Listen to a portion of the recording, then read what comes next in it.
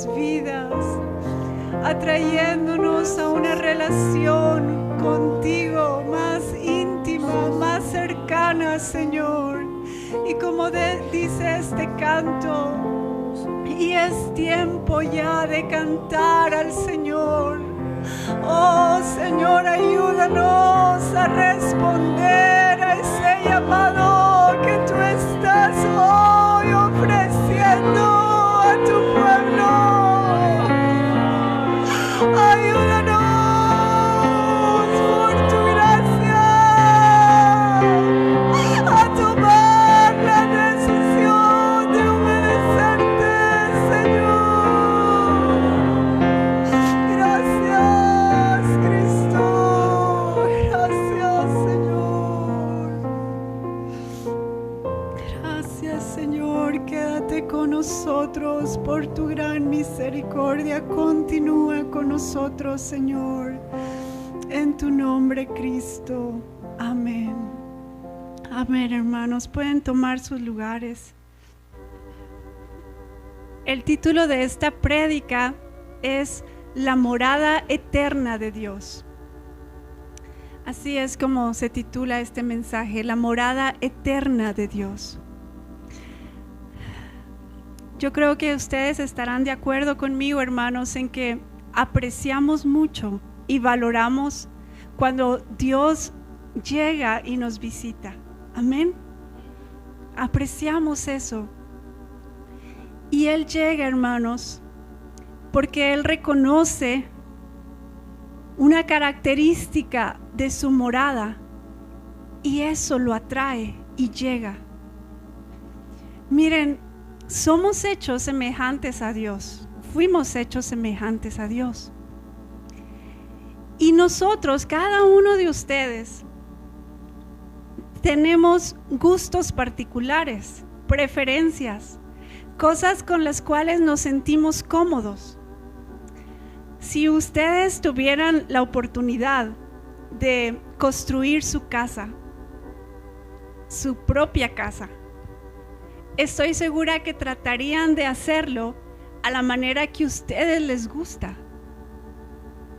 Si ustedes tuvieran esa opción y el dinero y todo, las posibilidades para hacerlo, ustedes, si son casados, se pondrían de acuerdo con su pareja y dirían, mira, me gustaría que la entrada fuera así. Sí, ¿verdad? Sí, así. Me gustaría que la cocina estuviera en este lado. Una vez escuchaba yo a una hermana de aquí de la congregación que dijo, si mi esposo me llegara a hacer mi casa, yo le pido que me haga una ventana grande en la cocina que dé hacia la calle. Y fíjense, hermanos, por el contrario, a mí no me gusta tanto eso. Y dirán, ay, qué rara la hermana. Pero como les digo, cada uno tenemos preferencias. Algunos nos gusta de una manera y algunos de otra. Y eso es lo que hace que nuestro hogar sea nuestro hogar, nuestra casa. Pues así es nuestro Dios. Dios tiene preferencias. Dios tiene gustos muy particulares para hacer su casa. Y cuando nosotros sentimos que el Señor llega y nos visita, es porque algo de su casa estamos mostrándole a Él. Acompáñenme por favor a Salmos 22:3. Dice así el salmista David: pero tú eres santo, tú que habitas entre las alabanzas de Israel. Ahí nos da un mensaje, una cualidad de su casa. El Señor habita en las alabanzas de Israel. Vayamos por favor al Salmo 132, versículo 13 y 14. Porque Jehová ha elegido a Sión, la quiso por habitación para sí. Este es para siempre el lugar de mi reposo. Aquí habitaré, porque la he querido. Ya vimos que Dios habita en las alabanzas de Israel. Ahora aquí en este pasaje vemos que Dios ha elegido a Sión. Dice que la quiso por habitación para sí. Este es para siempre el lugar de mi reposo. Y Apocalipsis 14:1, si me pueden acompañar, hermanos, confirma este mensaje, que Dios ha elegido a Sión. Después miré, y aquí el Cordero estaba en pie sobre el monte de Sión, y con él 144,000 que tenían el nombre de él y el de su padre escrito en la frente. Al final vemos que el Cordero de Dios está en el monte de Sión. ¿Qué tiene de especial Sión, hermanos? ¿Qué tiene Sión para que el Altísimo, nuestro Dios, el Creador de los cielos y la tierra, desee morar ahí? No los voy a llevar a ese pasaje, pero si quieren apuntarlo, en Primero de Reyes 8:1, ahí nos dice quién es Sión.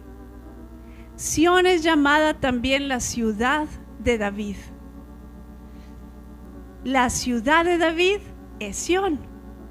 Es como son sinónimos. Sión, la ciudad de David, y la ciudad de David es Sión. Una característica que es la más importante en la ciudad de David es que él allí mandó traer el arca del pacto del templo, la trajo a su ciudad y le levantó un tabernáculo o una tienda, y ahí estuvo. Eso era lo que hacía a la ciudad de David lo más importante. El arca del pacto estaba allí, la presencia de Dios estaba allí. Solo como un recordatorio, quiero decirles en dónde habitó el arca del pacto durante el Antiguo Testamento.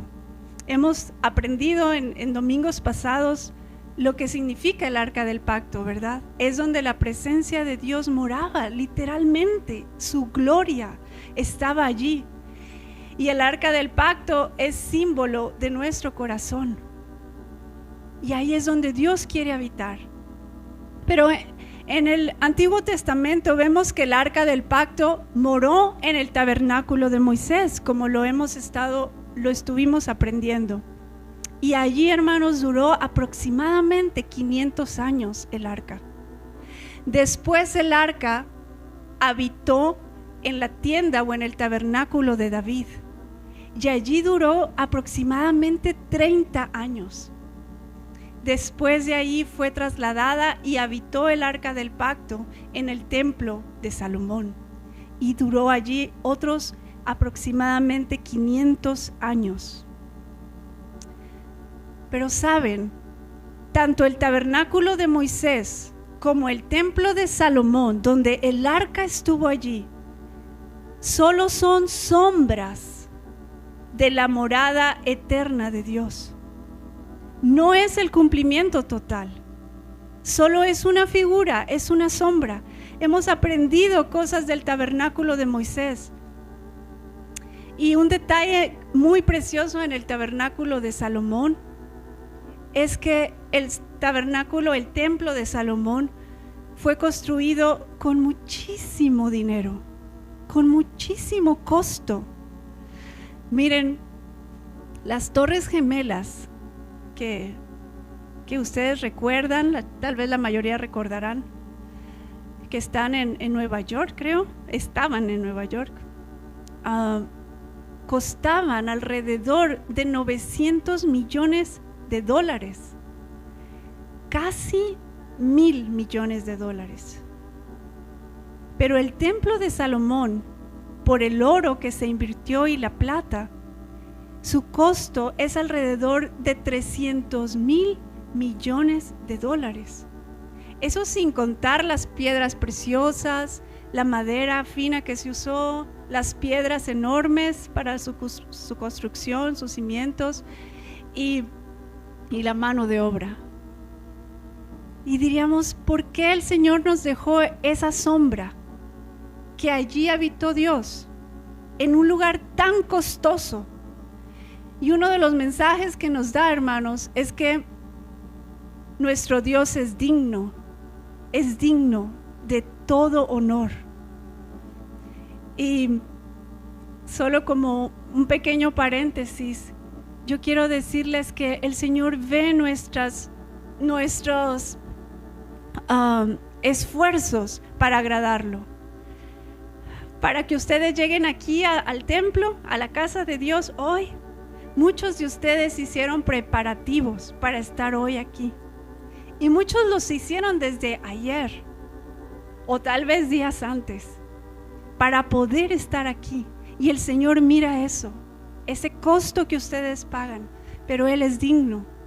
Pero otra enseñanza que nos da el templo de Salomón es que el Hijo de David, nuestro Dios, Cristo Jesús, ha pagado el costo más alto por la vida de sus hijos, por usted y por mí, por nuestra salvación. Y Él estuvo dispuesto a pagarlo para edificar su templo, su iglesia.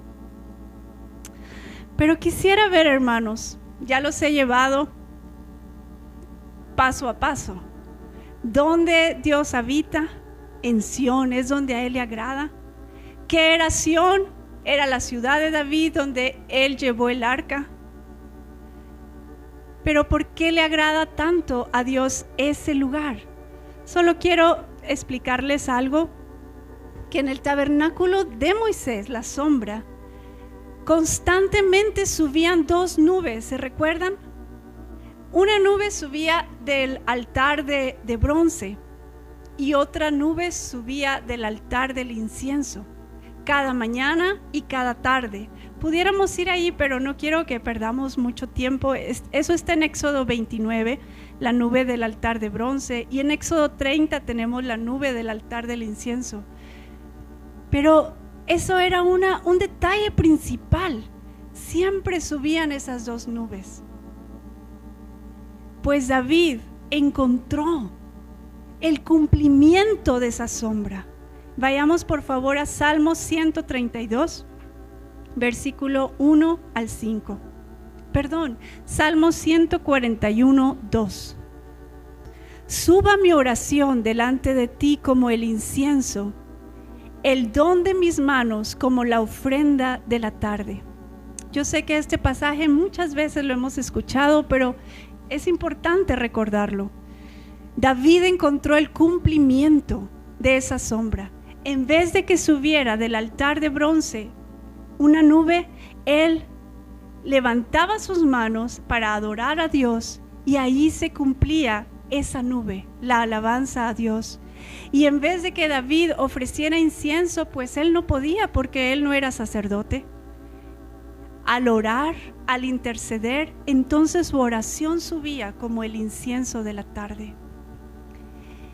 David encontró el cumplimiento de esas dos nubes y por eso David en Salmo 132, por favor acompáñenme ahí,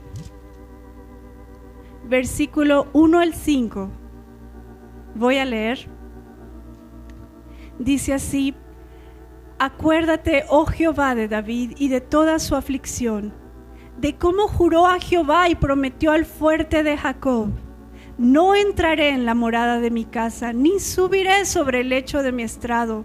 No daré sueño a mis ojos, ni a mis párpados adormecimiento, hasta que haya lugar para Jehová, morada para el fuerte de Jacob. David hizo un compromiso con Dios. Él le dijo: Señor, yo no voy a descansar en mi descanso físico hasta que haya encontrado una morada para ti. Primero voy a buscarte a ti, primero voy a alabarte, a orar, a sentir que tú llegas a mi corazón. Y entonces después yo descansaré. Él hizo ese voto a Dios. Él estaba dispuesto a hacerlo. Pero ¿saben que David no descubrió esto cuando era rey? Él lo descubrió desde que estaba en los campos de Belén. Dice el Salmo 132, 6: He aquí en Efrata lo oímos, lo hallamos en los campos del bosque. Efrata o Éfrata es otra palabra para describir Belén. David, hermanos, ese jovencito que pastoreaba las ovejas de su padre, él se dio cuenta que cuando él tocaba su arpa, Dios llegaba. Dios llegaba a su corazón, a su vida, a su ambiente donde él estaba. Fue tanto así y tan real y tan palpable la presencia de Dios cuando David tocaba su instrumento en los campos de Belén, que cuando el rey Saúl estaba atormentado, alguien pudo decir: sabemos de un muchacho que toca bien. Sabemos, porque los que estaban cerca sentían esa presencia de Dios. David descubrió el cumplimiento de las nubes, de la ofrenda del altar de bronce y del altar del incienso, desde que él estaba en los campos de Belén. Y por eso, hermanos, su anhelo cuando él ya era rey, era tener el arca del pacto en su casa. Pero ¿por qué podemos decir que entonces Sión, la ciudad de David, el tabernáculo de David, es la morada eterna de Dios? Miren, acompáñenme a el libro de Amós, capítulo 9, versículo 11. El profeta dice así: en aquel día, ¿cuál día? En los días del fin, yo levantaré el tabernáculo caído de David y cerraré sus portillos y levantaré sus ruinas y lo edificaré como en el tiempo pasado. El Señor anhela edificar ese tabernáculo otra vez. Él anhela esa tienda. Él desea, no está buscando el tabernáculo de Moisés, no está buscando el templo costoso de Salomón. Él anhela esa relación de amor con usted y conmigo, donde podamos encontrarlo, hermanos. Y solo para reiterar, volvamos al Salmo 132, por favor. Porque es algo precioso lo que dice aquí, que ya lo leímos, versículos 13 y 14. Porque Jehová ha elegido a Sión, la quiso por habitación para sí. Este es para siempre el lugar de mi reposo. Aquí habitaré porque la he querido. No podemos encontrar palabras más claras. Aquí habitaré porque la he querido. Este es para siempre el lugar de mi reposo, dice Dios. Saben, hermanos, yo creo con mi corazón que en Dios no hay coincidencias. Lo creo completamente, que en Dios no hay coincidencias. ¿Y por qué se los digo? Esta iglesia es llamada Monte Sión. Dios escogió ese nombre para esta congregación, Monte Sión. Es un nombre muy precioso y un llamamiento muy alto, hermanos, por lo que estamos aprendiendo ahorita o escuchando. Y saben, el Señor soberanamente, nosotros no tenemos nada que ver. Él ha levantado en esta congregación músicos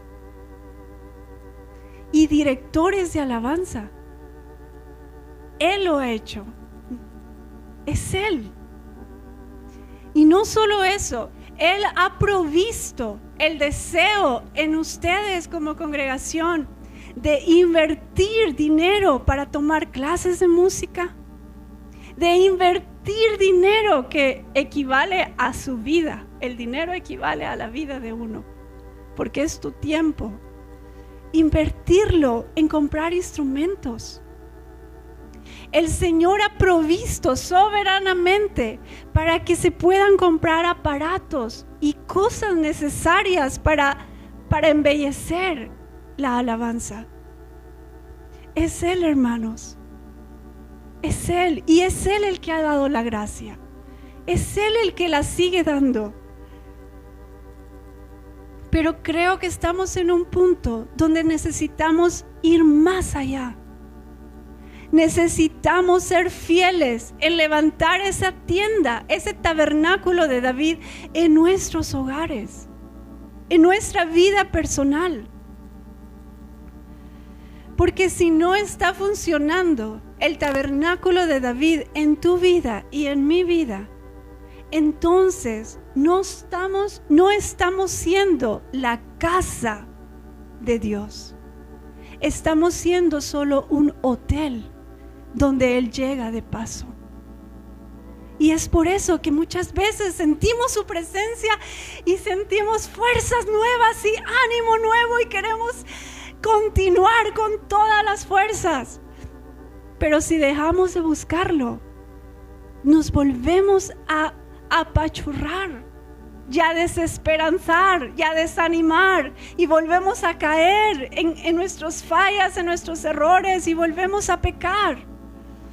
Necesitamos ser su morada constante y valorar el llamamiento que Dios ha puesto en cada uno de ustedes. Yo quiero darles una palabra hoy. El que ustedes tengan un instrumento de música y lo estén tocando o estén aprendiendo a tocarlo, no es, hermanos, porque a ustedes les encanta la música. Aunque ustedes podrían decir, sí, hermana, a mí sí me gusta. Pero eso no, la razón por la que ustedes están aquí y tienen un instrumento, esa no es la razón principal para Dios. No es porque son buenos, no es porque tienen habilidades musicales, pero me voy a ir al otro lado. No es porque no te gusta tocar un instrumento, es el llamamiento de Dios. Es Dios, hermanos, y hoy quiero que vean su instrumento, ya sea instrumento musical físico o su instrumento, su voz para cantar al Señor, que lo vean que es algo de Dios, para Dios. Hace poco yo le platicaba a uno de ustedes un poquito de mi testimonio cuando yo empecé a tocar la flauta. Mi hermano, pianista, él deseaba que sus hermanas, él es mayor y después sigo yo y después otra hermana, él deseaba que nosotras tocáramos para que pudiéramos tocar juntos, porque él encanta la música. A mí no me gustaba, hermanos. Yo no quería. Y me compraron una flauta porque en ese tiempo la hermana que tocaba la flauta en la iglesia, solo había teclado, piano, órgano y una flautista. Pues era el instrumento que uno veía y te vamos a comprar una flauta. Bueno, está bien. Yo tenía alrededor de 12 años. Y me enseñaron un poquito y ahí fui aprendiendo. Pero mi sonido, las que tocan flauta me van a entender, era pésimo, horrible. Y mi hermano se desesperaba conmigo y me decía, suena a todo menos a flauta. No, y él era muy exigente y yo siempre he sido como más sensible y me dejaba llorando. Terminaba llorando y yo iba con mi mamá y le decía, no quiero tocar la flauta, no quiero. Ten, por favor, véndanla. Y ella me dijo, no la vamos a vender, la vamos a guardar. Pasó el tiempo Y bueno, no recuerdo el por qué o cómo, pero yo continué con la flauta. Hermanos, el Señor usó ese ministerio y fue de gran bendición para mi vida y para mi familia, mis hermanos, poder tocar en la iglesia. Pero no me gustaba la música. No es si te encanta o si no te gusta, es el llamamiento de Dios que Dios ha escogido. Y miren, yo quiero darles el breve testimonio de mi cuñada, hablando acerca de los instrumentos de música para Dios. No recuerdo todos los detalles, porque eso fue hace muchos años, antes de que ella se casara con mi hermano. Pero lo que recuerdo es que ella nos contó que llegando un día a su casa, ellos vivían en Guatemala, los asaltaron, ¿cómo se dice? A mano armada, o sea, con armas. Y fue una situación muy terrible, muy crítica. Y el ladrón ya estaban por irse, llevando sus cosas. Gracias a Dios no le hicieron nada a ella ni a su familia. Pero el ladrón tomó el estuche de la flauta, porque ella también toca flauta. Tomó la flauta y se la iba a llevar. Y ella, con más o menos 19 o 20 años, muy joven, le dijo: esa no te la llevas. El ladrón la soltó y se fueron, y su instrumento se quedó ahí en la casa. Hermanos, después le dijeron a ella, no recuerdo si fue su pastor en ese tiempo, el hermano Marvin, le dijo: es que eso es tu instrumento, tu arma de guerra. Fíjense, hermanos, cómo debemos de ver esto. Por eso necesitamos elevar la visión y ver que si el Señor ha levantado aquí músicos, o está levantando músicos y ha levantado directores de alabanza, hermanos, tomémoslo muy en serio, muy, muy en serio. Como ustedes saben, el tabernáculo de David no lo voy a explicar desde el principio, pero la mayoría sabemos a qué se refiere. Es el presentarnos delante de Dios cada mañana y cada tarde para ofrecer alabanza y oración a Él. Eso es cumplir el tabernáculo de David. Eso es el holocausto continuo. Miren, vayan por favor conmigo a Éxodo capítulo 29, versículo 38. Aquí es la sombra, no el cumplimiento, la sombra de este holocausto continuo. Esto es lo que ofrecerás sobre el altar: 2 corderos de un año cada día, continuamente. Ofrecerás uno de los corderos por la mañana y el otro cordero ofrecerás a la caída de la tarde. Eso fue lo que David aprendió, que si él le ofrecía a Dios alabanza, él estaba cumpliendo esta sombra. Pero miren, en el versículo 40 nos menciona 3 ingredientes que no podían faltar en el holocausto continuo. Además, con cada cordero, 1/10 parte de un efa de flor de harina amasada con la 1/4 parte de un hin de aceite de olivas machacadas, y para la libación la 1/4 parte de un hin de vino. El primer ingrediente que no podía faltar era la harina. La harina, hermanos, nos habla de la palabra de Dios. ¿Por qué? Solo rapidito, porque con la harina se hace el pan. Y el pan, dice Jesús: yo soy el pan de vida. Y las palabras que yo les he hablado son espíritu y son vida.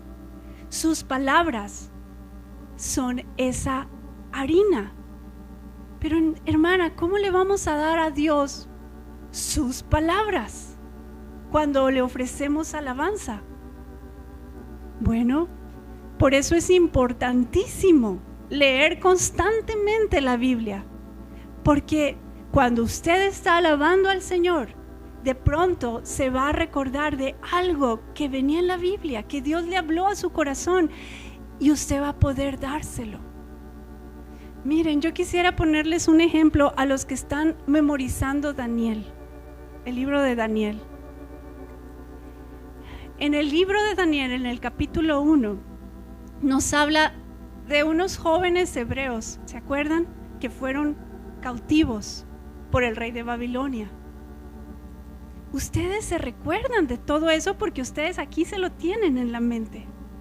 Cuando ustedes alaban al Señor, tal vez ustedes pueden recordar verdades que hay ahí. Señor, ayúdanos a ser tus cautivos, así como llevaste a esos jóvenes. Ayúdanos a someternos a tu cautividad. Queremos ser tuyos agradables. Tal vez ustedes pueden recordar otra verdad. Señor, no queremos seguir comiendo del pan de este mundo. Queremos comer de ti, Señor. Y ya su alabanza se va a volver más sustanciosa. Ya no solamente gloria a Dios, gloria a Dios, gloria a Dios, gloria a Dios. Es hermoso. Pero Dios quiere tener una comunicación contigo más sustanciosa. Necesitas darle de la harina, de esas palabras que tú estás comiendo. Otro ingrediente que no podía faltar, y lo leímos ahorita, era el aceite de olivas machacadas. El aceite, hermanos, nos habla del Espíritu Santo. ¿Se recuerdan cuando el profeta Samuel ungió a David? Dice la Biblia que después de eso el Espíritu de Dios vino sobre David. El aceite es una figura del Espíritu Santo. Cuando alabamos a Dios, cuando nos presentamos delante de Dios en el holocausto continuo, debemos dejar que el Espíritu Santo tome el control, ser influenciados por Él, no hacer siempre una rutina. Bueno, ya canté el coro rápido, ahora sigue lento, ya sigue el cántico, adiós. No, ¿qué quiere Dios? Tal vez quiere que comiences con un coro lento. Tal vez quiere que comiences diferente. Ahorita les voy a mostrar un ejemplo. Pero dejemos que el Espíritu Santo nos vaya guiando. Y con más razón cuando venimos a ser directores de alabanza aquí. Hermanos, pero el aceite nos habla de otra cosa. Para obtener aceite de olivas machacadas, su nombre lo dice, hay que machacar las olivas. Y una manera de conseguir aceite es sometiéndonos a los tratos de Dios.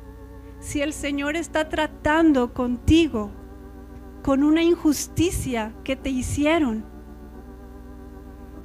en vez de que tú digas, no, esto no es justo, yo voy a hablar con la tal persona y le voy a decir esto y esto y esto. En vez, si tú dices, está bien, Señor, toma el control y te presentas y adoras al Señor, más fácil el aceite va a fluir. Otra forma de conseguir aceite es ayunando, porque allí afligimos voluntariamente nuestro cuerpo.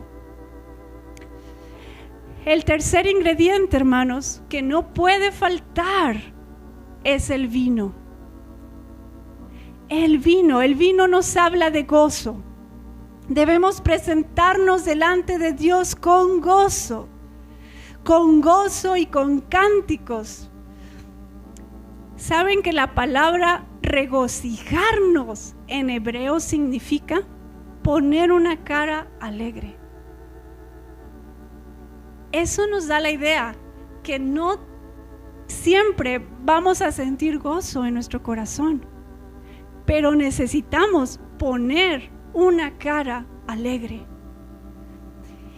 Y hay un consejo muy importante para presentarnos con gozo delante de Dios, y es siempre presentarnos con gratitud. Si tenemos gratitud en nuestro corazón, hermanos, va a haber gozo, porque vamos a reconocer que es por su pura misericordia que estamos aquí. Y el Señor se va a agradar.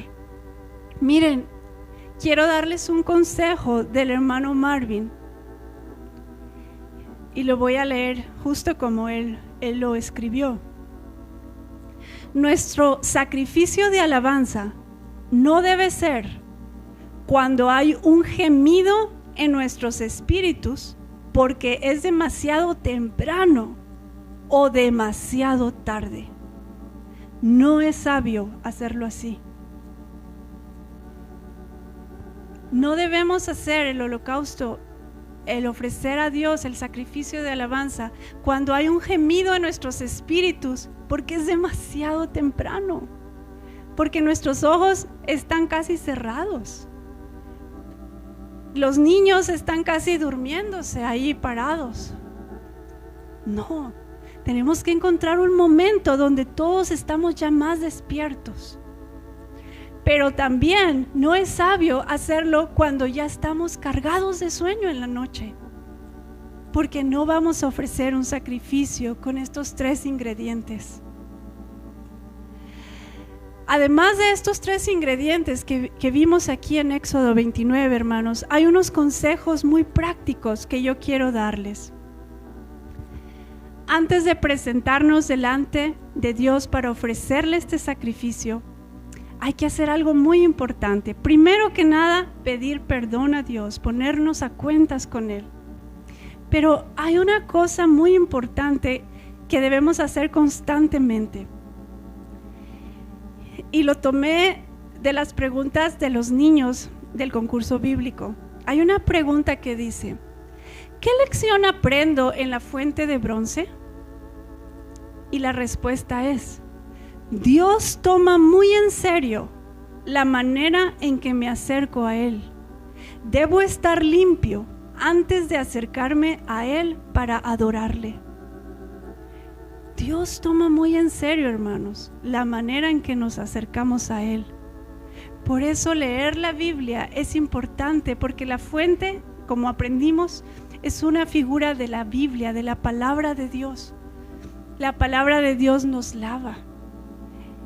Es como cuando, yo quería ponerles este ejemplo, cuando ustedes invitan a alguien a su casa, que tienen una visita, cuando llega la persona, no le dicen: siéntate a comer, ten el pavo.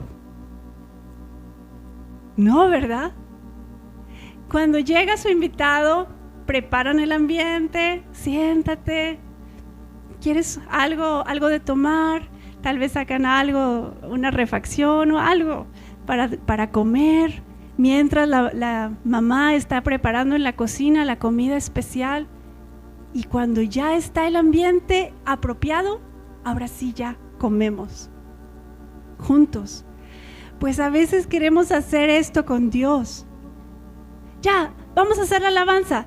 Tal vez alguien viene de jugar un partido de fútbol, tal vez alguien más estaba viendo algo en su celular, algún video, otro estaba haciendo otra cosa. Y necesitamos aquietar nuestros espíritus, hermanos, tranquilizarnos, saber que vamos a alabar al Señor. Y el hermano Marvin da un consejo. Es bueno leer una porción de la Biblia antes de alabar al Señor. No quiere decir que siempre lo tengan que hacer, pero es bueno, porque cuando se lee una porción pequeña, tenemos algo ya en la mente, y tal vez eso nos va a ayudar a dárselo en el cántico para Dios. También es importante que estemos de pie y alcemos nuestras manos. No los llevo ahí, pero en 1 de Crónicas 23:30 habla acerca de eso, que es importante estar de pie y alzar nuestras manos.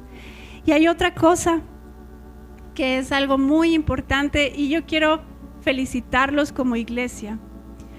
Algo muy importante es tener el himnario a la mano. ¿Se recuerdan de ese himnario pequeño que trajimos a la venta? Es una bendición, hermanos, ese himnario. Y quiero felicitarlos porque casi todos quisieron comprarlo, pero rapidísimo. Y yo sé que casi todos tienen un himnario de esos en su casa. Pero podríamos pensar, es demasiado costoso hacer todo esto. Es mucho. Es mucho. Pero saben, hermanos, ¿se recuerdan de esa mujer en el Nuevo Testamento que llegó a los pies de Jesús y quebró un vaso de alabastro de perfume de gran precio? Ese perfume valía más o menos 300 días de trabajo. Y ella lo quebró y se lo derramó a Cristo. Y para él fue un grato olor. Y seguramente esa habitación se llenó del olor del perfume. Bueno, no seguramente, es porque así dice la Biblia. Y la casa se llenó del aroma de ese perfume. Pero ¿no creen ustedes, hermanos, que cuando ella salió de allí, ella olía a ese perfume? Seguramente sí. Ella llevaba impregnado, porque dice que con sus cabellos enjugó los pies de Jesús. Ella olía a ese perfume.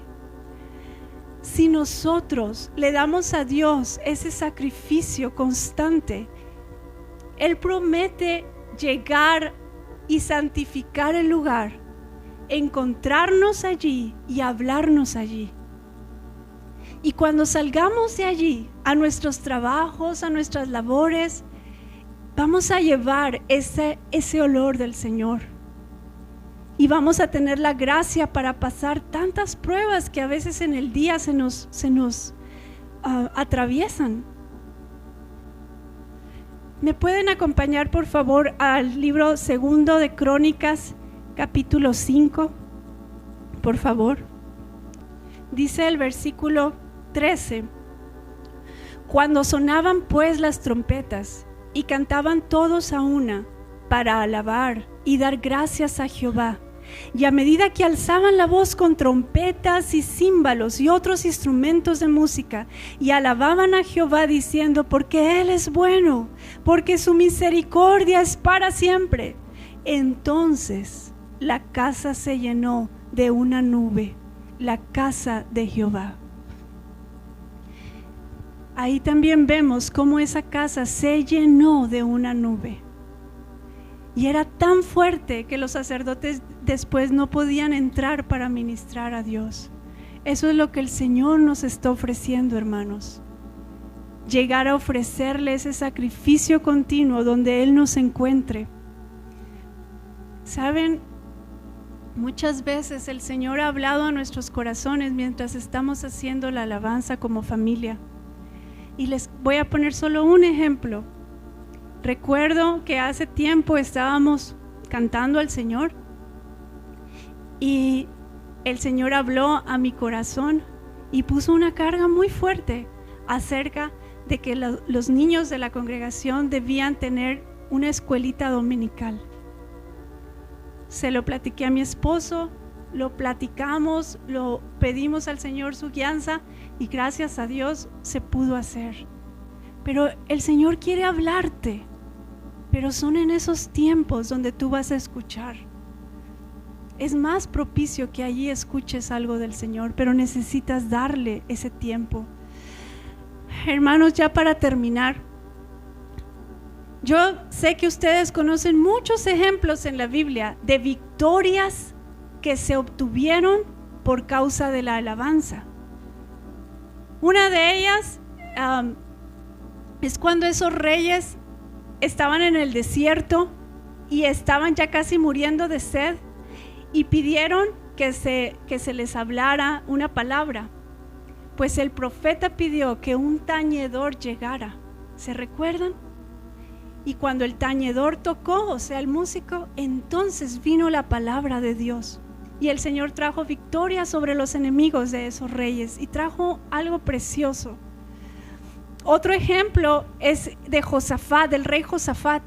Tenía una guerra tremenda contra, creo que era Moab y Edom, pero dice que cuando los sacerdotes comenzaron a tocar todos a una y empezaron a alabar al Señor, las emboscadas de los enemigos entre ellos se mataron y Dios dio victoria a Israel. Otro ejemplo es Pablo y Silas en la cárcel. Cuando Pablo y Silas estaban ahí y empezaron a cantar al Señor, ustedes saben lo que sucedió, un terremoto y las puertas de la cárcel fueron abiertas y las cadenas fueron rotas. El Señor quiere traer muchas victorias sobre nuestras vidas, pero lo va a hacer a través de esos tiempos de alabanza. Pero yo quiero ponerles un ejemplo que cautivó mi corazón. Hemos escuchado y aprendido que el arca del pacto es figura de nuestro corazón. Amén. Es donde Dios quiere habitar, en nuestro corazón. Pues en la Biblia encontramos la historia de que cuando los hijos de Elí, Ofni y Finés, quisieron sacar el arca para ir a pelear contra los filisteos, el pueblo de Israel fue derrotado. Los filisteos capturaron el arca y se la llevaron a sus ciudades. Y dice la Biblia que los filisteos estaban contentos porque dijeron: ya vencimos, y pusieron el arca del pacto donde Dios habitaba. La pusieron en el templo de Dagón, su dios. Pues a la mañana siguiente, ese dios de los filisteos estaba postrado sobre el arca del pacto. Y dijeron: ¿qué pasó? Pues lo levantaron y lo pusieron en su lugar. Pero a la mañana siguiente no solo estaba postrado, sino que la cabeza y las palmas de ese dios estaban quebradas. Y ellos se angustiaron. Y Dios empezó a herir a los filisteos con tumores. Ellos se angustiaron tanto ahí en Asdod, era la ciudad, que enviaron el arca a Gat. Y en Gat sucedió lo mismo. Dios hirió a muchos filisteos con tumores. Entonces dijeron los de Gat: pasémosla a Ecrón. Y los de Ecrón dijeron: no venga el arca del Dios de Israel aquí, porque su mano es dura con nosotros. Entonces ellos vieron la manera de cómo devolverla. Hermanos, ¿por qué les cuento esto? Porque si Dios está en tu corazón, si Dios está habitando en tu corazón, si tú eres la morada eterna de Dios, no habrá enemigo que pueda estar de pie. Tal vez la ira no hemos podido vencerla, Dios la va a desechar. Tal vez el no poder ser fieles, el no poder ser constantes en buscar a Dios, Dios te va a dar la victoria. Y así muchos enemigos Dios los va a conquistar. Pero necesitamos ser la morada de Dios. El tabernáculo de David es la morada eterna de Dios, que es formada por seres humanos que son miembros de la iglesia y que han entrado en una relación de amor con Cristo. Esta relación está basada en una vida recta y expresada por medio de oración y alabanza. Es tiempo, hermanos, de volvernos a Sión cantando, volver a Sión, volver a encontrarnos con el Señor a través de los cantos, de la adoración y de la intercesión. Que el Señor les bendiga.